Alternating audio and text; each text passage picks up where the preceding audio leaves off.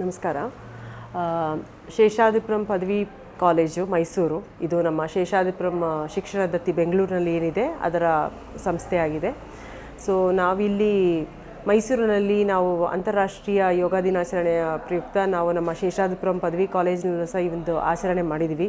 ಈ ಶುಭ ದಿನಕ್ಕೆ ನಮಗೆ ಡಾಕ್ಟರ್ ಚಂದ್ರಶೇಖರ್ ಸರ್ ಬಂದು ನಮಗೆ ಯೋಗದ ಬಗ್ಗೆ ಮಾತನಾಡಿ ನಮಗೆ ಯೋಗ ಪ್ರಾಕ್ಟೀಸ್ ಮಾಡಿಸಿದ್ರು.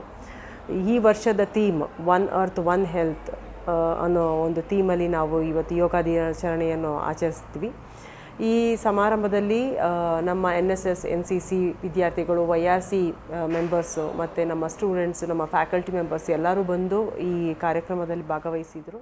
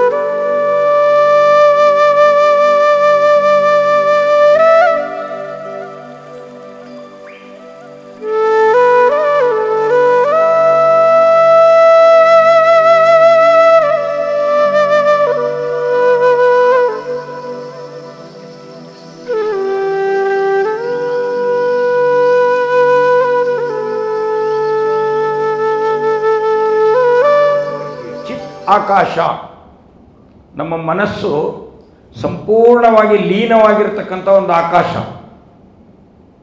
ಇಷ್ಟು ಹೊತ್ತು ನಾವು ಕಾನ್ಷಿಯಸ್ ಮೈಂಡಲ್ಲಿದ್ವಿ, ಈಗ ಸಬ್ ಕಾನ್ಷಿಯಸ್ ಮೈಂಡ್ ಕೊಟ್ಟೋಗಿದ್ದೀವಿ. ರಿಲ್ಯಾಕ್ಸ್, ಸಂಪೂರ್ಣ ಶರೀರವನ್ನು ಸಡಿಲ ಮಾಡ್ಕೊಳ್ತಾ ಬಲಗೈಯನ್ನು ಮೇಲೆ ತಗೊಳ್ಳೋಣ. ಬಲಗೈ ಮೇಲೆ ತಗೊಳ್ಳಿ, ಬಲಪಕ್ಕಕ್ಕೆ ತಿರುಗಿ, ಬಲಪಕ್ಕಕ್ಕೆ ತಿರುಗಿ, ಕಣ್ಣು ಮುಚ್ಕೊಂಡೇ ಇರಿ. ಎದ್ದು ಕೂತ್ಕೊಳ್ಳಿ, ಎಡಗಾಲು ಬಿಡಿಸ್ಕೊಳ್ಳಿ, ಎದ್ದು ಕೂತ್ಕೊಳ್ಳಿ. ಸುಖಾಸನದಲ್ಲಿ ಕೂತ್ಕೊಳ್ಳಿ, ಆರಾಮಾಗಿ ಕೂತ್ಕೊಳ್ಳಿ. ಕಣ್ಣು ಮುಚ್ಕೊಂಡೇ ಇರಿ, ಆರಾಮಾಗಿ ಕೂತ್ಕೊಳ್ಳಿ. ಧ್ಯಾನ ಮುದ್ರಾ, ಹೆಬ್ಬೆಟ್ಟು ಮತ್ತು ಅದರ ಪಕ್ಕದ ಬೆಟ್ಟನ್ನು ಟಚ್ ಮಾಡಿಕೊಂಡು ಮಂಡಿಯ ಮೇಲೆ ಇಟ್ಕೊಳ್ಳಿ.